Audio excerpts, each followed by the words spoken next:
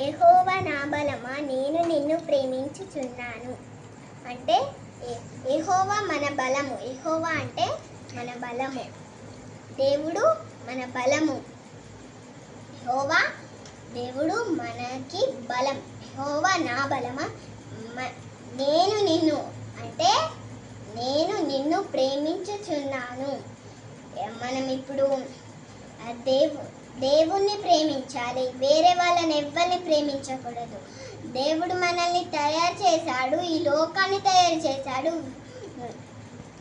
ఈ లోకమంతా ఎవరు సృజించారు? దేవుడు. మరి దేవుణ్ణి ప్రేమించకుండా వేరే వాళ్ళని ప్రేమిస్తున్నారు. అలా ప్రేమించకుండా దేవుణ్ణి ప్రేమించాలి. దేవుణ్ణి ప్రేమిస్తే మనకి అద్భుత కార్యాలు, మనకేం ఆలోచన ఉందో ఆ ఆలోచన అన్నీ తీరిపోతాయి. ఈ బిడ్డ నా వైపు ఉంటుంది, ఈమెకి అద్భుత కార్యాలు అన్ని చేస్తాను అని దేవుడు బలాన్ని, శక్తిని అనుగ్రహిస్తాడు. దేవుడు ఎవరు కూడా వేరే వాళ్ళని ప్రేమించకుండా మనల్ని సృజించిన దేవుడు, చెట్లను, అన్నిటిని సృజించిన దేవుణ్ణి ప్రేమించాలి. వేరే ఎవరిని ప్రేమించకూడదు.